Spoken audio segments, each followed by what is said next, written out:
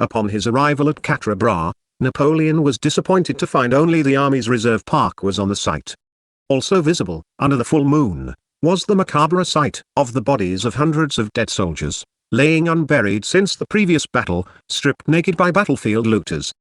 Napoleon was expecting to find the French 7th Infantry Division of General Giraud on the spot. Several hours earlier, Marshal Soult had sent orders to their last known position, near the battlefield of Ligny, for the commander, Colonel Maty, to redeploy at Quatre Bras. Because the division had suffered heavy casualties, and the loss of its commander, General Giraud, it had been left behind to recuperate in the area. Colonel Maty received the orders, but instead chose to move the division south, and cross the French border. Napoleon did not linger. He left with his entourage, and continued on during the night, south to the town of Charleroi, reaching there at 5 o'clock in the morning.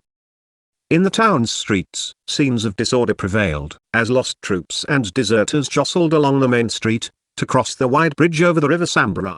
Only 4 days earlier, the crossing had served as the main route of the triumphant French army's invasion into Belgium. Numerous wagons full of supplies and wounded, and a collection of captured Prussian cannons, were all clogging the roadways leading to the one bridge. Nevertheless, nothing could halt the swarms of defeated invaders, as they raced back to France. And there was no hesitation among them to loot any unguarded provisions in their path. In their turn, Napoleon's group waded through the mob, and eventually crossed over the congested bridge. Napoleon and his staff exited the town, and came upon some soldiers, resting at their bivouac in a meadow. Here, they all warmed themselves around a campfire. Napoleon then, strangely remarked to one of his staff officers, General Corbenot, standing beside him, "Hey monsieur, you've done a fine thing." A confused Corbenot only saluted him, and replied, "Sire, it is the utter ruin of France." Napoleon faced about, and shrugged his shoulders. He was at this time, extremely pale and haggard. He then finished off a small glass of wine and a morsel of bread, which one of his servants had produced from his pocket. For some moments, they all remained silently brooding around the campfire. Demoralized soldiers who strayed nearby, ignored all attempts to rally them, and they continued to flee. Eventually, Napoleon continued on with his escort, crossing the border into France, and finally stopping at the town of Philippeville, which they reached at 9 o'clock in the morning.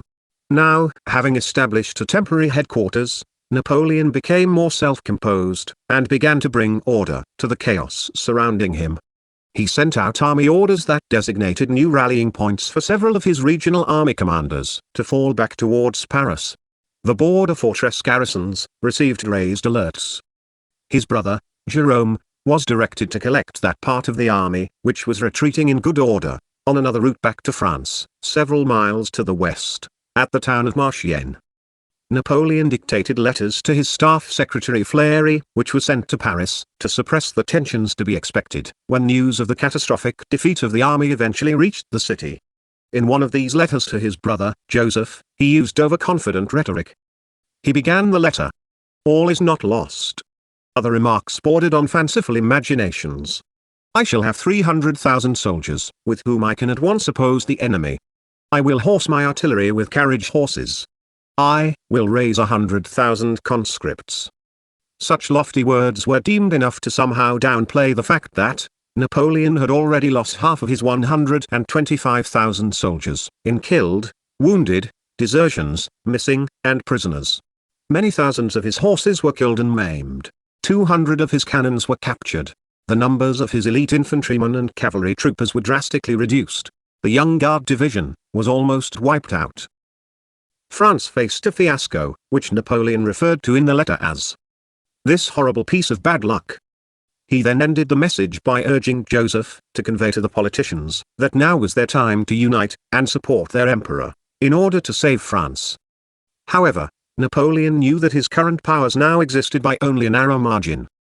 Only 2 months earlier, in accordance with the Charter of 1815, signed by himself and the residing French politicians, Napoleon had submitted himself to being constrained in his powers, by ruling France through a constitutional agreement, sharing the rule of France with the Chamber's officials.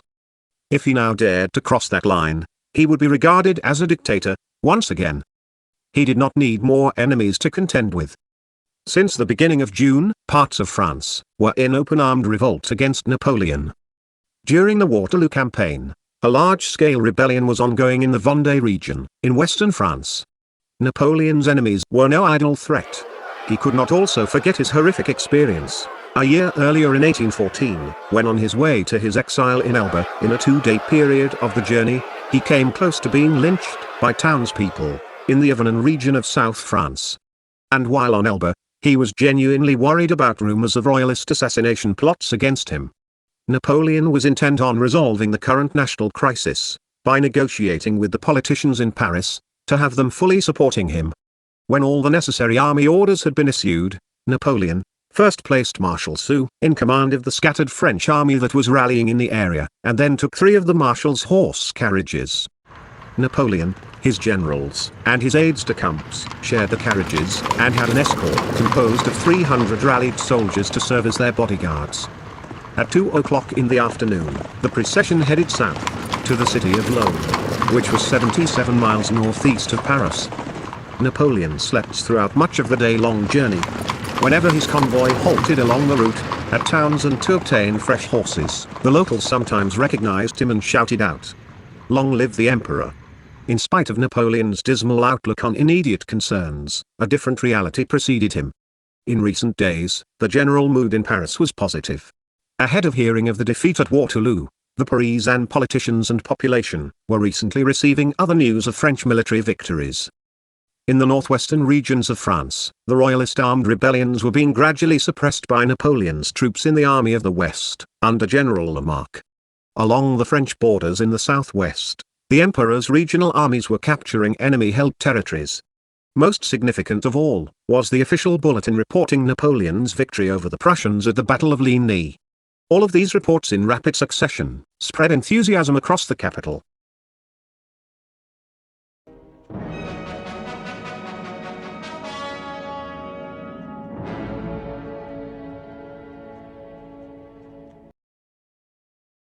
Napoleon and his entourage arrived in Laon at 6 o'clock in the evening.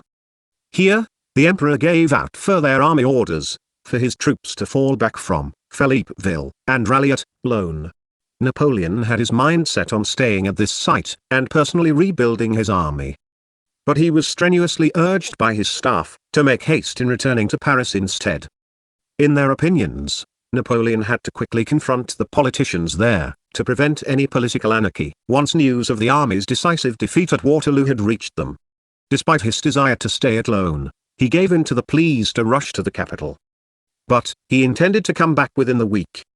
While preparing to leave, he bitterly complained, "I'm convinced that I am being made to do something stupid. My real place is here." Before leaving, Napoleon dictated a detailed bulletin of the Battle of Mont-Saint-Jean, which was his own reference to the Battle of Waterloo. At 9 o'clock, in the darkness, Napoleon settled into a horse-drawn caleche and left Laon, and continued onwards to Paris. In the meantime, important events were unfolding around the French army, and close to the French capital.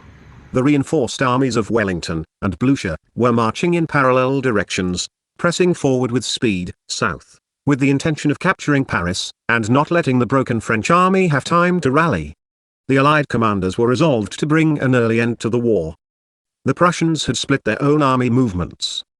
The main body moved in conjunction with Wellington's army towards Paris. On its left, a wing of 2 Prussian corps were in pursuit of the isolated right wing of the French army, led by Marshal Grouchy, who had wisely chosen to retreat rapidly after hearing about Napoleon's catastrophic defeat at Waterloo. From June 19, Grouchy conducted a magnificent fighting retreat back to the French border. By nightfall of the 20th, all his troops had successfully crossed over the Sambre River. At the town of Nemière, arriving back in French territory, largely intact, bringing all their wounded and wagons. Grouchy then led his remaining 25,000 troops to rejoin the main French army that was reassembling at Laon.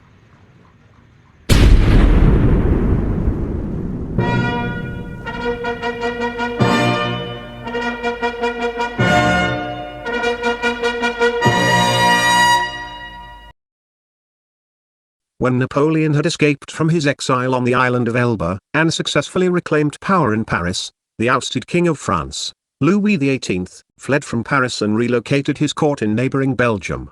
The king had only been ruling in France since the spring of 1814, and during his reign of the First Restoration, the French rulers and citizens existed through a new constitutional monarchy, with its legislated articles arranged in the nation's Charter of 1814. While Napoleon re-established himself in Paris, he began to lay the foundations of a new, more liberal system of leadership. He understood the new liberated political climate of France would not return the nation to being governed by a dictatorship. A month after being back in power, the new Charter of 1815 was agreed upon in April of that year, between Napoleon and the nation's political leaders. In large part, this legislation was mostly similar to its predecessor, the Charter of 1814. As such, it was commonly referred to as the Additional Act, which was written by the former outspoken opponent of Napoleon, and staunchly liberal advocate, Benjamin Constant. While censorship no longer existed, with the war against Europe looming, conscription, which was halted in the 1814 Charter, was once again permitted. The Additional Act formally recognized France being ruled as a constitutional monarchy. In early June, the creation of the new order of rule and governance for France, under Napoleon's leadership, was officially adopted and heralded by the Champ de Mai celebration. The massive public spectacle and military review held in Paris appealed mostly to the Bonapartists and veteran soldiers in attendance.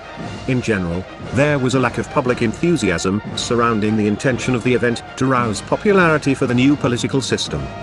Indeed, for many citizens, there was not much difference to expect in Napoleon's not-so-spectacular, reshuffled leadership decisions. Napoleon resumed his reign as the dynastic emperor of France, and his state council of ministers and head officials operated under his direction, but within restrictions similar to how the Charter of 1814 structured the French government. As with the 1814 Charter, as head of state, Napoleon had the constitutional power to dissolve the chambers, such as during a national security crisis. A new significant directive was also created. The French nation would not accept a return of the Bourbon monarchy as its ruler. This meant that Napoleon's dynasty would continue on, through his son, if ever his own reign had ended. Napoleon brought back several of his former reliable officials to serve in his new council, such as the long-serving Minister of Justice, Cambacérès, and also the multi-talented Secretary of State, the Duke of Basneau. The new powers of Napoleon and his government body were counterbalanced by the two chambers of the French Assembly, which consisted of hundreds of appointed and elected officials. The upper chamber, also known as the Chamber of Peers, was comprised of officials who held their seats as hereditary members, and were appointed by Napoleon himself. His brothers, Lucien and Joseph, being deemed princes in the imperial family, were also peers, by right. Collectively, the peers were a unified and stable entity, which could be expected to be supportive of Napoleon. They also had the power to initiate trials of accused prominent officials and military commanders, under certain conditions. The lower chamber, referred to as the Chamber of Representatives, had 629 seats. During the former reign of King Louis XVIII, this body was formally referred to as the Chamber of Deputies. The members were regionally elected officials from the French departments, and were grouped among the three parties operating in this chamber. The overwhelming majority were liberals, numbering 510 seats. The Bonapartist faction, and the revolutionary Jacobins, occupied the remaining seats. Although none of these groups favored the former Bourbon king nor its former monarchy reign, there were several dedicated liberals, who alongside a number of Jacobin members, who were cautious of Napoleon, and ready to oppose him if they felt he strayed beyond his designated leadership mandate. The leader of the Liberal Party was none other than the Marquis de Lafayette. Ever since Napoleon rose to power, Lafayette had refused offers to be a member of his imperial government. This was despite the fact that 15 years earlier, Napoleon had won Lafayette's freedom from captivity in enemy hands. Lafayette made no secret of his opposition to Napoleon's reign, and he chose to keep himself outside of politics, and lead a quiet secluded life in the French countryside. But then, with the passing of the more liberal-purposed Charter of 1815, Lafayette came out of obscurity, and became an elected representative of the chambers. As if destiny had repeatedly called upon this man to play significant roles in major historic events, as he had done during the American and French revolutions, he was about to be a main player in the shaping of the end of an epic European era. Lucien Bonaparte was known as a dedicated revolutionary, but his loyalty was undisputedly towards his brother Napoleon. The ministers were permitted to be present at the Assembly Chambers sessions. The Chambers sessions were open to the public, except for special occasions when secret meetings could be held. Nonetheless, opposition against Napoleon's new reign had violently erupted in the middle of May, when defiant royalists of the Vendée, in the west of France, launched an open rebellion. Even worse than this hostile outbreak, Napoleon was about to face a more ominous threat to his reign. It would come from within.